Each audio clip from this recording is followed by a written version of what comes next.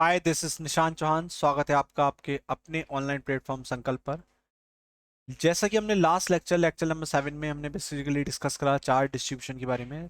तो आज जो हम स्टार्ट करने वाले हैं, हम तो स्टार्ट करेंगे लेक्चर नंबर 8। और इसमें बेसिकली हम उस कंटिन्यूस चार्ट डिस्ट्रीब्यूशन की कंडीशन को कंसीडर करते हुए पर्टिकुलर केसेस में इलेक्ट्रिक फील्ड कैलकुलेट करेंगे। इसमें आपका फर्स्ट केस है electric field of a line charge, electric field of a line charge from Coulomb's law, from columns law. तो हम क्या देख सकते हैं कि कैसा चार्ज डिस्ट्रीब्यूशन होगा, लाइन चार्ज डिस्ट्रीब्यूशन। पहले इसका डायग्राम की बात कर लेते हैं, देखिए ध्यान से। मान लीजिए इस तरीके से ये आपके पास में एक लाइन है, ठीक है। इस तरीके से आपके पास लाइन है, और ये जो लाइन है ये कैसे डिस्ट्रीब्यूटेड है, पॉजिटिवली चार्ज। इस पे पूरे पे कैसा चार्ज है, पॉजिटिवली चार्ज डिस्ट्रीब्यूटेड है। और जब ये पॉजिटिव चार्ज डिस्ट्रीब्यूटेड है तो इसका मतलब क्या हो गया, पॉजिटिव चार्ज से फील्ड की डायरेक्शन कहाँ होगी, अवे होगी। ठीक है, ये आपकी एक्स एक्सिस मान लेते हैं इस तरीके से। ये पॉजिटिव चार्ज डिस्ट्रीब्यूशन है। इसके सेंटर से, इसके सेंटर से अगर हम वाई डिस्टेंस अबव जाएं, कहाँ पर वाई डिस्टेंस अबव जाएं, तो इस पर्टिकुलर पॉइंट को आपको क्या निकालना है, फील्ड कैलकुलेट करना है इस लाइन चार्ज डिस्ट्रीब्यूशन की वजह से। तो देखिए ध्यान से, अगर मैं कहूँ इस पर्टिकुलर पॉइंट पर फील्ड निकालो, तो मन में आता है कि ठीक है भाई, वाई डिस्टेंस है, चार्ज इस पर टोटल क्यू है, तो 1/4 क्यू अपॉन आर स्क्वायर। लेकिन ये तभी वैलिड है जब ये पॉइंट चार्ज हो। लेकिन यहाँ पर तो एक पूरी बहुत बड़ी रॉड है, ये पॉइंट चार्ज नहीं है। तो उस सिचुएशन में क्यों वैलिड है, क्योंकि कुलाम्स लॉ के बेस पर ही इलेक्ट्रिक फील्ड का फॉर्मूला ड्राइव हुआ है। और कुलाम्स लॉ वैलिड है केवल किसके लिए, पॉइंट चार्जेस के लिए। तो उस सिचुएशन में इस सेंटर ओ से एक्स डिस्टेंस पर एक dx थिकनेस का एलिमेंट कंसिडर करेंगे। सबसे क्या करेंगे, सबसे पहले dx थिकनेस का एलिमेंट। इसकी थिकनेस कितनी है आपकी, dx है, ये एलिमेंट कंसिडर करा। जो आपका इस पर्टिकुलर डिस्टेंस से, ये कितनी है डिस्टेंस आपकी, आर है। ठीक है, अब यहां से मेन कंसेप्ट है, आप इसे बहुत ध्यान से देखेंगे। क्या, ये तो बेसिक था, आपने एलिमेंट कंसिडर कर लिया। क्योंकि पॉजिटिव चार्ज है, तो पॉजिटिव चार्ज से फील्ड की डायरेक्शन रहती है अवे। तो ये हो गई किसकी, इलेक्ट्रिक फील्ड की डायरेक्शन हो गई। स्मॉल चार्ज एलिमेंट है तो फील्ड भी क्या हो जाएगा, स्मॉल हो जाएगा, डी। अब क्योंकि ये एंगल थीटा है, उस सिचुएशन में इधर की तरफ पढ़ेंगे तो ये वाला एंगल भी कितना होगा, थीटा होगा। और जब ये थीटा होगा तो इधर का कंपोनेंट, एक कंपोनेंट ये जाएगा कितना, डी ई वाई। और एक कंपोनेंट इधर चला जाएगा एक्स की तरफ, कितना, डी ई एक्स। ये हमने दो कंपोनेंट देख लिए, कौन कौन से, डी ई वाई और डी ई एक्स। ये बेसिक कंडीशंस हो गई। अब क्योंकि लाइन चार्ज डिस्ट्रीब्यूशन है, चार्ज कितना है उसके ऊपर, स्मॉल एलिमेंट पे डी क्यू। यहाँ स्मॉल एलिमेंट पे चार्ज कितना है, डी क्यू है। इसका मतलब जो लैम्डा होगा वो कितना हो जाएगा, charge per unit length, that is lambda is equal to D Q upon D X. और यहाँ से डी क्यू की वैल्यू कितनी हो जाएगी आपकी, lambda times of D x. D Q की वैल्यू कितनी आ गई, lambda times of D x. अब जो डी ई है वो कितना होगा आपका, स्मॉल चार्ज डी क्यू के थ्रू फील्ड कितना होगा, 1/4 pi epsilon naught D Q, और डिवाइड बाई ये डिस्टेंस कितनी है आपकी, आर, आर का स्क्वायर। अच्छा देखिए, ये हाइपोटेनियस है, ये बेस है आपका, ये परपेंडिकुलर है। तो इसकी जगह आर स्क्वायर की जगह हम क्या पुट कर सकते हैं, 4 pi epsilon naught. D Q की जगह आ जाएगा आपका कितना, lambda times of D X. और आर स्क्वायर की जगह हम क्या लिख सकता हूँ, X square plus Y square. Equation number 1। ये आपने क्या कैलकुलेट कर लिया, केवल बेसिक इलेक्ट्रिक फील्ड कैलकुलेट करा। नाउ अब इसमें थोड़ा सा और आगे बढ़ते हैं, देखिए ध्यान से कैसे। जैसे ही इसमें मैं आगे बढ़ता हूँ तो मैं क्या देखता हूँ कि इलेक्ट्रिक फील्ड दो डायरेक्शन में, एक एक्स डायरेक्शन में और एक वाई डायरेक्शन में। अगर मैंने जैसा एलिमेंट इधर कंसिडर करा था, ऐसा ही एलिमेंट में इस साइड कंसिडर करूँ, तो फील्ड की डायरेक्शन कैसे जाने वाली है, फील्ड की डायरेक्शन उस सिचुएशन में कैसे जाएगी, अवे। क्योंकि ये एंगल थीटा है तो एक कंपोनेंट फिर से इसी डायरेक्शन में जाएगा और एक कंपोनेंट इधर जाएगा। तो हम क्या देख रहे हैं, जो एक्स एक्सिस के कंपोनेंट हैं वो एक दूसरे को क्या कर देंगे, कैंसिल आउट कर देंगे। एक्स एक्सिस के कंपोनेंट क्या कर देंगे, एक दूसरे को कैंसिल कर देंगे। केवल वाई एक्सिस के कंपोनेंट के बेस पर क्या कैलकुलेट करेंगे, हम इलेक्ट्रिक फील्ड कैलकुलेट करेंगे। तो हम क्या देख सकते हैं यहाँ पर, हम ये देख सकते हैं फिलहाल के लिए तो डी ई एक्स कितना है आपके पास। अगर मैं इस लाइन को हटा दूं जो मैंने अभी एक्स्ट्रा ड्रॉ करी है, देखिए ध्यान से, उस सिचुएशन में ये इस तरीके से मैंने हटा दिया, डायग्राम आपका पुराना वाला ही है। उस सिचुएशन में एक्स कंपोनेंट देखो, जिस लाइन से थीटा जुड़ा होता है वो कंपोनेंट तो किसका होता है आपका, कॉस का। जिस लाइन से थीटा जुड़ा होता है वो कंपोनेंट किसका होता है आपका, कॉस का। और दूसरा कंपोनेंट होता है साइन का। किस तरफ जा रहा है, निगेटिव डायरेक्शन में। किसके इक्वल हो जाएगा, माइनस के डी ई साइन थीटा के। ठीक है। ऐसे ही जब मैं डी ई वाई की बात करूंगा तो वो कितना हो जाएगा, डी ई कॉस थीटा के, क्योंकि वो किस तरह जा रहा है, पॉजिटिव डायरेक्शन में जा रहा है। एक तो हो गया आपका निगेटिव डायरेक्शन में, एक किधर हो गया आपका पॉजिटिव डायरेक्शन में। दोनों कंसिडर हो गए। नाउ एक लाइन लिखेंगे हम क्या, if we consider an element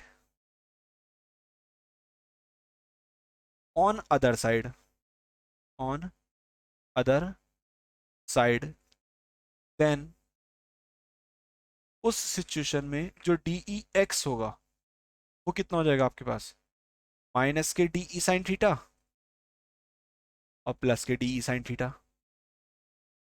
plus के डी साइन थीटा। और ये कितना आ जाएगा, जीरो। तो ये कैसे आया, मैंने आपको अभी भी बताया क्या, कि जब हम इस तरफ एलिमेंट कंसिडर करेंगे तो डी ई एक्स का एक कंपोनेंट किस तरफ चला जाएगा, इस तरफ चला जाएगा। मैं आपको रफ में बता देता हूँ, देखो कहानी कुछ ऐसे है। जब हमने इस तरफ एलिमेंट कंसिडर करा तो ये डायरेक्शन गई, इसके दो कंपोनेंट एक इधर रिजॉल्व होगा, ये थीटा था आपका। जैसे ही हम इधर करेंगे तो डायरेक्शन तो ये जाएगी, दो कंपोनेंट रिजॉल्व होंगे, एक इधर और एक इसी डायरेक्शन में। तो ये वाला कंपोनेंट एक दूसरे के क्या है, इक्वल और अपोजिट है। और जब ये एक दूसरे के इक्वल और अपोजिट है तो एक दूसरे को कैंसिल करेंगे और कितना दे देंगे, डी ई एक्स जीरो दे देंगे। जब डी ई एक्स जीरो आ गया तो जो फील्ड कैलकुलेशन होगी वो किसके अलाउंग होगी, केवल डी ई वाई के अलाउंग। इसका मतलब क्या, therefore the resultant field, the resultant field E gets contributions only from, इसकी वजह से, y कंपोनेंट्स। इसकी वजह से, केवल y कंपोनेंट की वजह से। अच्छा, y कंपोनेंट्स की बात करेंगे तो e इक्वल टू कितना हो जाएगा आपका, integration of D E Y. ठीक है। और यही क्या होगा आपका, ई वाई भी होगा, नेट इलेक्ट्रिक फील्ड। और डी ई वाई कितना है आपके पास इंटीग्रेशन में, डी ई वाई कितना है, डी ई कॉस थीटा। अच्छा, इनफाइनाइट लेंथ की रॉड है तो माइनस इनफाइनाइट से लेके प्लस इनफाइनाइट तक की क्या हो गई, आपकी लिमिट हो गई। ठीक है। अब हम एक एक करके वैल्यू पुट करेंगे, देखिए ध्यान से, इत्मीनान से समझेंगे। कैलकुलेशन में मैथमेटिक्स है थोड़ी लेकिन आसान है। जैसे मैं डी की वैल्यू पुट करूंगा तो 1/4 पाई एप्सिलॉन नॉट। या एक काम करते हैं, वैल्यू पुट करने से पहले इस फंक्शन को देख लेते हैं। क्या, मैथमेटिक्स में एक रूल होता है इंटीग्रेशन का।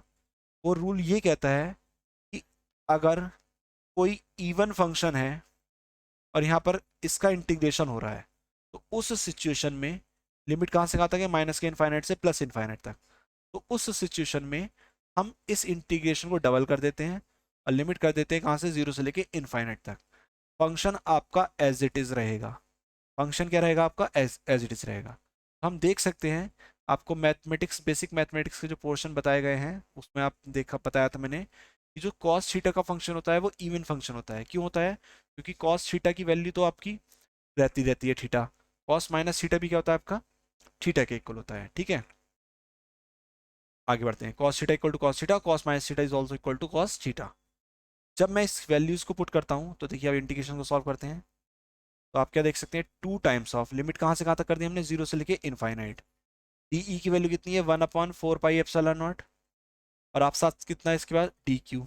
अच्छा, डी क्यू की फॉर्म में तो हमने लिखा ही नहीं था, फिर हमने किस में कन्वर्ट कर दिया था, लैम्डा डी एक्स की फॉर्म में कन्वर्ट कर दिया था। तो हम उसी फॉर्म में लिखेंगे। तो यहाँ डी क्यू ने लिख के हम क्या लिखने वाले हैं, लैम्डा डी एक्स। ठीक है। क्या लिखने वाले हैं हम यहाँ पर, lambda D X divided by X square plus Y square. ठीक है। और साथ साथ कितना आपका, कॉस थीटा। ठीक। जो कांस्टेंट है उसे बाहर ले आएंगे तो lambda upon 4 pi epsilon not constant है, टू पहले से, टू टू से 4 हो जाएगा तो lambda upon 2 pi epsilon not ये बाहर आ गया। इंटीग्रेशन कहाँ से कहाँ हो गया, जीरो से लेके इनफाइनाइट तक। और ये कितना हो गया आपका, D X upon X square plus Y square. और साथ साथ कितना हो गया, कॉस थीटा। अब थोड़ा सा इसमें अगर हम बात करें तो कॉस थीटा की वैल्यू पुट कर सकते हैं। तो देखिए ध्यान से, कॉस थीटा को अगर हम यहाँ ऑब्जर्व करिए, थीटा है तो कॉस थीटा क्या होता है, base upon hypotenuse. Cos theta क्या हो जाएगा, बेस अपॉन हाइपोटेनियस। तो मैं क्या लिख सकता हूँ यहाँ पे, देख सकते हैं आप, ये y, ये r, इसके टर्म्स में लिख सकते हैं।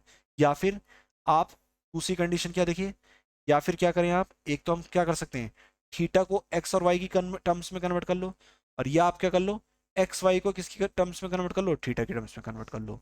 कैसे करेंगे वो देखिए ध्यान से, सब्सटीट्यूशन मेथड का यूज करेंगे। लेट क्या मानेंगे हम, x equal to Y tan theta. हमने क्या माना, x किसके इक्वल है, वाई टेन थीटा के। जब मैं इसका डिफरेंशिएशन करूंगा तो dx इक्वल टू कितना हो जाएगा, वाई टेन थीटा का हो जाएगा सेक स्क्वायर थीटा और डी थीटा। ठीक है, तो जहां पर मेरा x आएगा उसकी जगह मैं ये पुट करूंगा, dx की जगह मैं ये पुट करूंगा। अच्छा, जब मैं x की जगह ये पुट कर रहा हूँ तो ऑब्वियसली थीटा की लिमिट भी चेंज होगी, तो मैं पहले सबसे पहले वही ऑब्जर्व करूंगा, क्या क्या, कि एट x की लिमिट क्या क्या थी यहाँ पे, zero. At x equal to zero, जैसे ही मैं x इक्वल टू जीरो रखूंगा तो टेन थीटा भी कितना आ जाएगा हमारे पास, जीरो आ जाएगा। तो थीटा की लोअर लिमिट कितनी हो गई, 0 डिग्री हो गई। फिर सेकंड केस क्या है हमारे पास, at x equal to infinite, और जैसे ही मैं x equal to upper limit रखूंगा यहाँ पर इनफाइनाइट, तो टेन थीटा इक्वल टू कितना आ जाएगा, इनफाइनाइट आ जाएगा। और टेन 90 की वैल्यू क्या होती है, इनफाइनाइट होती है, तो थीटा कितना डिग्री आ जाएगा, पाई/2, दैट इज 90 डिग्री। अब हम क्या करेंगे, इन सारी वैल्यूज को उठा के यहाँ इंटीग्रेशन में पुट करेंगे। हम क्या देख सकते हैं, कितना आ गया, lambda upon 2 pi epsilon not. Integration की लिमिट कहाँ से हो गई, जीरो से लेके पाई/2 तक, जीरो से लेके पाई/2 तक। dx की जगह कितना आ गया, वाई सेक स्क्वायर थीटा और D theta divided by X square plus Y square. X square का मतलब क्या हो गया, एक्स यहाँ रखा हमने क्या, वाई टेन थीटा, तो ये कितना हो गया, Y square tan square theta plus Y square as it is रहने देते हैं। ठीक है, इसे सॉल्व कर लेते हैं, देखिए ध्यान से। यहाँ से वाई स्क्वायर कॉमन लूंगा, एक वाई ऊपर है, स्क्वायर कैंसिल हो जाएगा, तो वो वाई को मैं बाहर निकाल लेता हूँ, कितना हो गया, lambda upon 2 pi epsilon naught Y. Limit कहाँ से कहाँ तक, जीरो से लेके पाई/2। ये हो गया आपका कितना, सेक स्क्वायर थीटा और डी थीटा। ठीक है। अच्छा, एक चीज और, ये आपका यहाँ पर कुछ रह रहा है शायद, क्या, कॉस थीटा। इस कॉस थीटा को मैं एज इट इज रख लेता हूँ। ठीक है, यहाँ पर cos theta as it is है मेरा। ठीक। अच्छा देखो, one plus tan square theta बचेगा, नीचे नीचे क्या बचेगा, one plus tan square theta. और ये किसके इक्वल होता है, one plus tan square theta, sec square theta होता है। इस इंटीग्रेशन को हम साइड में यहीं पर फिनिश कर सकते हैं, देखिए कैसे। तो ये हो जाएगा आपका कितना, lambda upon 2 pi epsilon naught Y, 0 to पाई/2 sec square theta divided by sec square theta, और ये हो गया आपका D theta. Sec square theta से सेक स्क्वायर थीटा आपका कैंसिल हो जाएगा, और साथ साथ यहाँ पे क्या बचा है, कॉस थीटा। तो इंटीग्रेशन में जो बचेगा वो केवल कितनी टर्म्स बचने वाली है आपकी, lambda upon 2 pi epsilon naught Y, 0 to pi, और ये हो जाएगा कॉस थीटा और साथ साथ कितना, डी थीटा। कॉस थीटा का इंटीग्रेशन कितना होता है आपका, साइन थीटा। ये हो जाएगा lambda upon 2 pi epsilon naught Y, ये हो गया आपका साइन थीटा। लिमिट कहाँ से कहाँ तक हो जाएगी, जीरो से लेके पाई/2 तक। Upper limit minus lower limit, तो साइन 90 की वैल्यू होती है 1। ये हो जाएगा lambda upon 2 pi epsilon naught Y, कितना, 1, और माइनस साइन जीरो जीरो होता है। तो इलेक्ट्रिक फील्ड कितना आ गया फाइनली आपका, lambda upon 2 pi epsilon naught Y. Electric field कितना आ गया आपका, lambda upon 2 pi epsilon naught Y. ठीक है। तो किसके लिए, आप देख सकते हैं ये मोस्ट इंपॉर्टेंट क्वेश्चंस हैं। क्यों, क्योंकि आपका एनसीईआरटी की प्रॉब्लम भी है। ये पर्टिकुलर डेरिवेशन आपका एनसीईआरटी में एज इट इज प्रॉब्लम है, I think problem number 1.32 NCERT. ठीक है, तो या फिर 1.30, इनमें दोनों में से एक है। हमें क्या करना था, line charge from Coulomb's law, electric field of A line charge from किसकी बेस पे, कुलाम्स लॉ की हेल्प से। उसके लिए हमने क्या करा, सबसे पहले लाइन चार्ज डिस्ट्रीब्यूशन कंसिडर करा। अब चूंकि लाइन चार्ज डिस्ट्रीब्यूशन एक पर्टिकुलर पॉइंट पी है, यहाँ पे कौन सा पॉइंट है, पर्टिकुलर पी पॉइंट है, तो डायरेक्ट हम क्या यूज नहीं कर सकते, जनरल फॉर्मूले यूज नहीं कर सकते। क्यों नहीं कर सकते, क्योंकि जनरल फॉर्मूले वैलिड है किसके लिए, पॉइंट चार्जेस के लिए। यहाँ पर क्या है, पूरा पूरा एक कॉन्फ़िगरेशन है। तो हमने क्या करा, सेंटर से एक्स डिस्टेंस पर एक एलिमेंट कंसिडर कर लिया। और आप भी याद रखेंगे, जब भी कंटिन्यूस चार्ज डिस्ट्रीब्यूशन हो तो उस सिचुएशन में हमेशा क्या करना है आपको, सेंटर से एक पर्टिकुलर डिस्टेंस पर एक छोटा सा एलिमेंट कंसिडर करना है। और जब आप एलिमेंट कंसिडर कर लेंगे तो सारी कैलकुलेशन आप पहले उस एलिमेंट के लिए करेंगे, देन फिर टोटल कैलकुलेट करने के लिए विद प्रॉपर लिमिट्स आप क्या कर देंगे, उसका इंटीग्रेशन कर देंगे। हमने भी यही वही करी शुरुआत, देखिए कैसे। हमारे पास linear charge density lambda, small charge D Q, distance कितनी डी एक्स के लिए कितनी हो गई, lambda is equal to D Q upon D X. तो यहाँ से डी क्यू की वैल्यू कितनी आ गई, lambda times of D X आ गई। जो डी ई है वो कितना है, 1/4 pi epsilon naught D Q upon R square. D Q की वैल्यू पुट करी, आर स्क्वायर की वैल्यू पुट करी, क्वेश्चन नंबर 1 आ गई। ठीक नाउ अब इसके बाद बात करते हैं इसकी, D E X equal to कितना हो गया आपका, देखिए ये आगे की तरफ लाइन जब पढ़ाई मैंने तो ये थीटा है, तो एक कंपोनेंट वाई की तरफ जाएगा, एक कंपोनेंट किस तरफ जाएगा, एक्स की तरफ जाएगा। जिस लाइन से थीटा ऐड होता है वो कंपोनेंट कॉस थीटा होता है, इसलिए डी ई वाई कितना हो गया आपका, डी ई कॉस थीटा हो गया। और जो एक्स है वो कितना हो गया, माइनस के डी ई साइन थीटा हो गया। अब हमने क्या कहा कि जिस तरह से एलिमेंट हमने इधर कंसिडर करा, ऐसे ही एलिमेंट जब हम इधर कंसिडर करेंगे तो जो एक्स कंपोनेंट है वो क्या कर देंगे, कैंसिल। देखिए मैंने आपको इस तरफ दिखाया भी था यहाँ पर साइड में, या इस तरीके से एक्स कंपोनेंट क्या कर देंगे, दूसरे को कैंसिल कर देंगे। और जब एक्स कंपोनेंट कैंसिल कर देंगे तो रिजल्टेंट फील्ड किसकी हेल्प से निकलेगा, केवल वाई कंपोनेंट की हेल्प से निकलेगा, डी ई वाई की। उसकी वैल्यू कितनी होती है, डी ई कॉस थीटा होती है। लिमिट कहाँ से, माइनस इनफाइनाइट से प्लस इनफाइनाइट। इवन फंक्शन है कॉस, कॉस इवन फंक्शन है, तो उस सिचुएशन में क्या होगा, इंटीग्रेशन को 2 टाइम्स कर देंगे। लिमिट कहाँ से कर देंगे, 0 से लेके इनफाइनाइट तक कर देंगे। तो हमने क्या करा, इंटीग्रेशन को 2 टाइम्स करा, लिमिट 0 से इनफाइनाइट हो गई, देन प्रोसीड करा।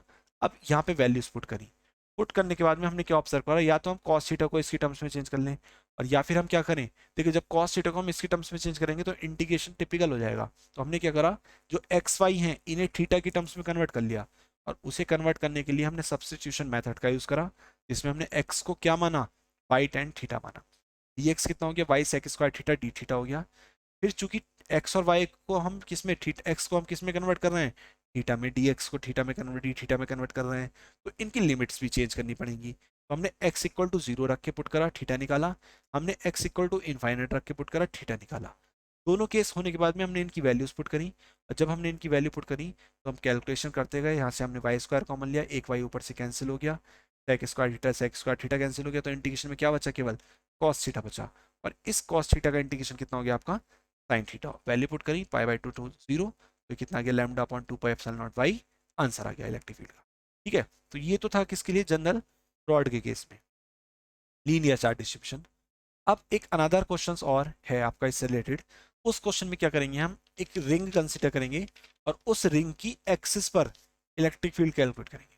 ठीक है, कैसे, देखिए ध्यान से, मैं आपकी क्वेश्चन लिख देता हूं पहले। क्या है क्वेश्चन फॉर्म में है आपका, basically A charge is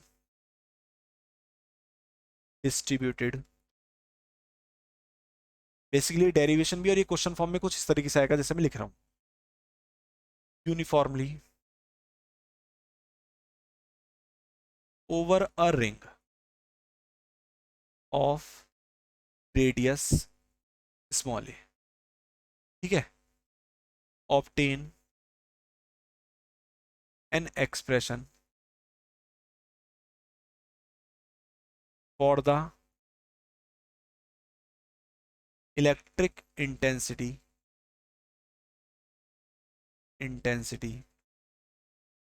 E at a point on the axis of the ring, axis of the ring। ठीक है, hence show that for points at large distance, points at large distance, the distances from the axis, from the axis of ring, या कह लीजिए from axis, from the ring कह लीजिए इसे, from the ring, it behaves like a point charge, it behaves like a point charge। बहुत ध्यान से समझेंगे दी कंडीशन की, कंडीशन के अकॉर्डिंग आपसे बोला गया है a charge is distributed uniformly over a ring of radius a. एक आपके पास रिंग है, मैं थोड़ा सा कोशिश करता हूँ अगर टिल्ड डायग्राम इससे बन जाए, वरना मुझे नॉर्मल कंडीशन बनाना पड़ेगा। इसे हटा देते हैं, इसे कर देते हैं इरेज। देखिए मैं इसका पहले डायग्राम ड्रॉ करता हूँ, फिर हम आगे बात करेंगे। इस तरह से हमारे पास एक रिंग है, कुछ इस तरह से प्लेस्ड है। ठीक, इसकी डबल लाइन कर देता हूँ।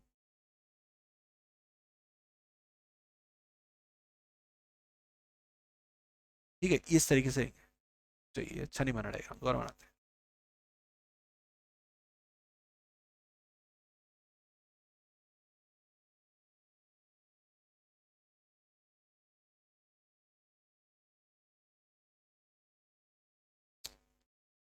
एक सेकेंड, सही बन जाएगा तो आपको समझ में अच्छे से आ जाएगा। चलिए सिंगल लेयर से ही काम चलाते हैं। ये आपकी रिंग है, ये डॉट डॉट पोर्शन इंडिकेट कर रहा है कि जो आपका रिंग का हाफ पोर्शन है वो इनसाइड है। तो आप देख सकते हैं ये वाला पोर्शन तो आउटसाइड है और ये वाला पोर्शन क्या आपका इनसाइड है, जो अब भी आपकी सरफेस है उससे। इससे एक्स डिस्टेंस पर हमें क्या करना है, आपका फील्ड फाइंड करना है। एक पॉइंट मान लेते हैं हम पी। इस रिंग की रेडियस कितनी है, ए है। रेडियस कितनी है इसकी, ए है। तो हमने क्या करा, इस रिंग पर एक छोटा सा एलिमेंट कंसिडर करा, एक स्मॉल एलिमेंट कंसिडर करा, कितनी लेंथ का, डीएल लेंथ का। जब मैं एलिमेंट कंसिडर करूंगा तो यहाँ से वही कंडीशन, ये मान लेते हैं डिस्टेंस कितनी है, आर है, और ये एंगल कितना है, थीटा है। ठीक है, इतना काम हो गया। अब जब ये एंगल थीटा है तो चूंकि डीएल एलिमेंट है, यूनिफॉर्मली चार्ज रिंग है, तो फील्ड की डायरेक्शन कहाँ होगी, इससे आउटवर्ड होगी। ये डायरेक्शन होगी किसकी, फील्ड की, डी। इस डॉट डॉट लाइन को इधर बढ़ा दिया और इस लाइन को मैंने थोड़ा इधर बढ़ा दिया। देखिए ये थीटा है तो ये भी थीटा होगा, तो ये कंपोनेंट कितना हो जाएगा, डी ई कॉस थीटा, और ये कितना हो जाएगा आपका, डी ई साइन थीटा। ठीक है, एक तो हो गया आपका कितना, डी ई कॉस थीटा, और एक कितना हो गया, डी ई साइन थीटा हो गया। ठीक, ऐसा ही एलिमेंट अगर मैं नीचे से कंसिडर कर लूँ, देखिए ध्यान से, अगर सेम एलिमेंट में कहाँ से कंसिडर करूँ, नीचे की तरफ से, ऐसे, तो डी ई इस तरफ चला जाएगा, ये थीटा रहेगा उस सिचुएशन में, ये थीटा रहेगा। तो कॉस कंपोनेंट तो इस तरफ आ जाएगा, डी ई कॉस थीटा, और साइन कंपोनेंट किस तरफ आ जाएगा, वर्टिकल डायरेक्शन में, डी ई साइन थीटा। तो फिर से हम क्या ऑब्जर्व कर रहे हैं, जो वर्टिकल कंपोनेंट है साइन वाले, वो क्या कर देंगे, एक दूसरे को कैंसिल कर देंगे। केवल कौन से कंपोनेंट की हेल्प से निकलेगा फील्ड, आपका कॉस कंपोनेंट की हेल्प से निकलेगा। फिर से समझ लीजिए, एक यूनिफॉर्मली चार्ज रिंग है जिसकी रेडियस कितनी है, ए है। अब चूंकि रिंग है तो फिर से हम जनरल फॉर्मूला यूज नहीं कर सकते, क्योंकि जनरल फॉर्मूला वैलिड है किसके लिए, पॉइंट चार्जेस के लिए।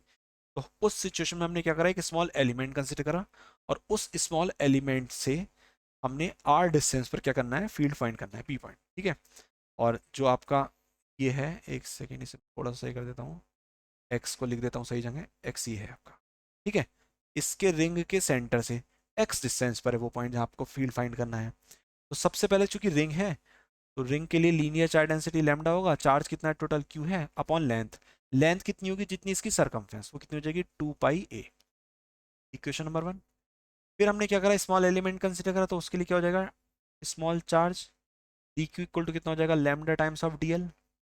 अच्छा, लैम्डा की वैल्यू कितनी आई थी हमारे पास, क्यू अपॉन 2 पाई ए, और साथ साथ D L as it is रहा। Equation number 2।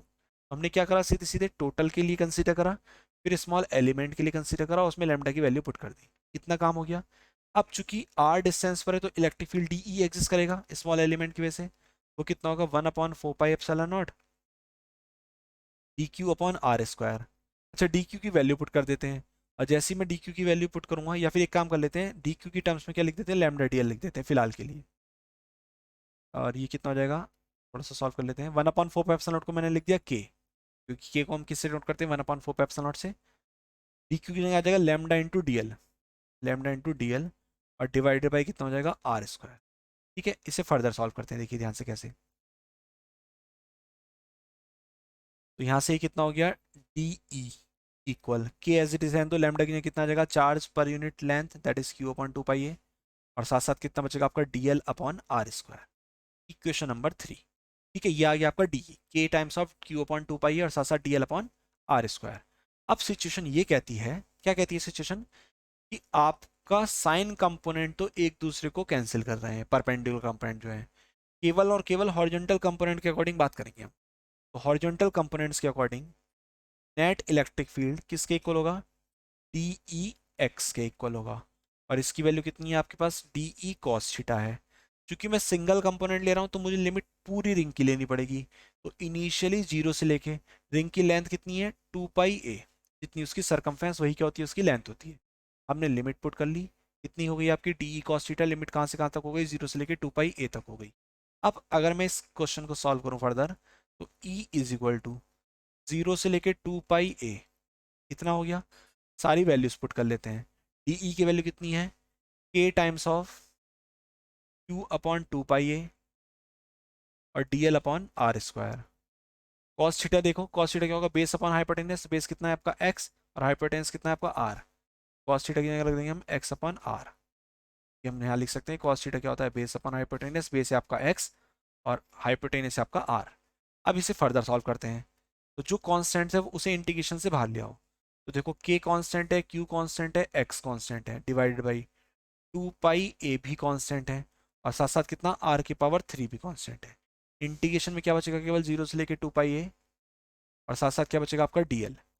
ठीक है, इसे सॉल्व करते हैं। देखिए r की पावर 3 है, r की वैल्यू कितनी होगी, अंडर रूट में x square plus A square by Pythagoras theorem, क्योंकि ये एंगल कितना है 90 डिग्री है। तो ये कितना हो जाएगा, K Q X divided by 2 pi a, 1 अपॉन आर की वैल्यू कितनी हो गई, X square plus A square की पावर 1/2, और 3 पहले से, तो पावर कितनी हो जाएगी टोटल 3/2 हो जाएगी।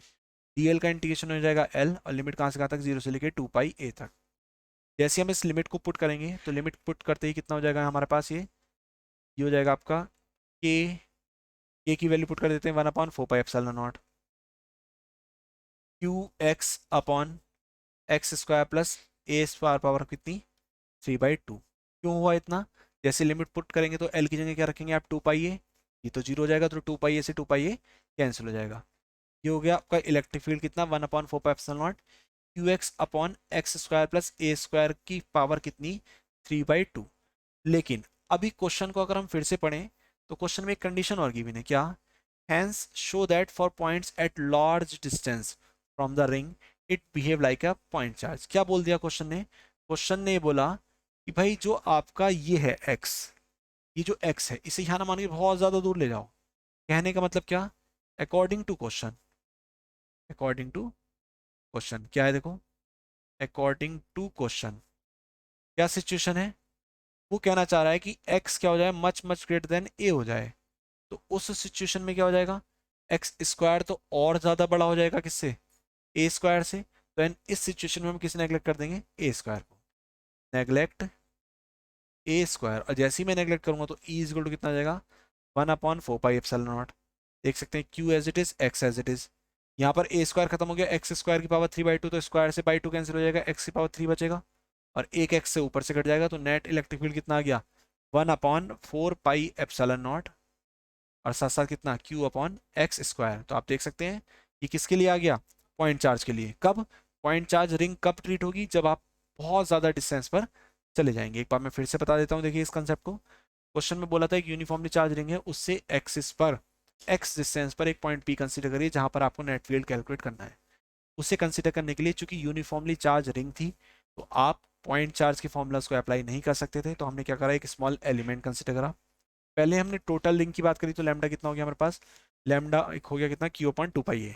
ठीक, नाउ स्मॉल एलिमेंट की बात करी तो lambda equal to D Q upon D L. तो यहाँ से डी क्यू की वैल्यू कितनी आ जाएगी, lambda times of D L आ जाएगी। लैम्डा की जगह हमने पुट कर दिया क्यू अपॉन 2 पाई ए, और D L as it is रहा, हमारी इक्वेशन नंबर 2 हो गई। ठीक, अब बात करते हैं किसकी, इलेक्ट्रिक फील्ड की। तो डी ई इक्वल टू कितना होता है, 1/4 pi epsilon naught D Q upon R square. यहाँ पर हमने वैल्यू पुट करी, 1/4 पाई एप्सिलॉन नॉट क्या बन गया, के बन गया, डी क्यू क्या हो गया आपका, lambda times of D L हो गया, और डिवाइड बाई क्या हो गया, आर स्क्वायर हो गया। हमने यहाँ से डी की वैल्यू कैलकुलेट कर ली। आगे बात करते हैं, फिर हमने क्या ऑब्जर्व करा कि जो वाई कंपोनेंट्स हैं वो एक दूसरे को कैंसिल कर रहे हैं। जब वाई कंपोनेंट्स एक दूसरे को कैंसिल कर रहे हैं तो कौन सा कंपोनेंट एग्जिस्ट करेंगे, केवल एक्स एक्सिस वाले। तो एक्स एक्सिस का कॉस थीटा वाला कंपोनेंट लिया, और टोटल कैलकुलेशन के लिए हमने क्या कर दिया, आपका लिमिट 0 से लेके होल रिंग कवर कर ली, जिसकी सरकमफ्रेंस कितनी है 2 पाई ए, इस तरीके से। फिर हमने डी की वैल्यू पुट करी, कॉस थीटा की वैल्यू पुट करी, सारी वैल्यूज पुट करी। ई कितना आ गया हमारे पास, के Q x upon 2 pi A, और साथ साथ कितना आर की पावर 3। इंटीग्रेशन में क्या बचा, केवल डीएल बचा, कहाँ से कहाँ तक, 0 से लेकर 2 पाई ए तक। डीएल का इंटीग्रेशन हो गया एल, आर की जगह आपने पुट कर दिया x square plus A square, पूरे की पावर कितनी हो गई 3/2 हो गई। तो ये कितना हो गया, 2 पाई ए से 2 पाई ए कट जाएगा जैसे लिमिट पुट करेंगे। अब क्वेश्चन ने बोला था कि अगर आप इस एक्स पॉइंट को पी पे ना मान के बहुत ज़्यादा दूर ले जाओ, तो उस सिचुएशन में क्या होगा, एक्स मच ग्रेटर देन ए, तो एक्स स्क्वायर ए स्क्वायर से और ज़्यादा बड़ा होगा। और जब ऐसा होगा तो हम क्या कर सकते हैं, ए स्क्वायर को नेगलेक्ट करेंगे, और जैसे ही हम ए स्क्वायर को नेगलेक्ट करेंगे तो 2 से 2 कैंसिल, एक्स की पावर कितना हो जाएगा, 3 हो जाएगा। तो इलेक्ट्रिक फील्ड कितना हो जाएगा, 1/4 pi epsilon not Q x upon x की पावर 3। एक्स से क्यूब कैंसिल हो गया तो कितना हो गया, 1/4 pi epsilon not Q upon X square. इस तरह से हमने चार्ज कॉन्फ़िगरेशन के बेस पर, कंटिन्यूस चार्ज डिस्ट्रीब्यूशन के बेस पर दो डेरिवेशंस देखे। इसमें हमने रॉड के लिए कैलकुलेशन करी, कितना है आपका answer, lambda upon 2 pi epsilon naught Y. और जब हमने रिंग की एक्सिस पे कैलकुलेशन करी तो कितना है आपका, 1/4 pi epsilon not Q x upon X square plus A square power कितनी, 3/2। तो ये आपकी बेसिक कंडीशन थी सारी। ठीक है, थैंक्स फॉर वॉचिंग।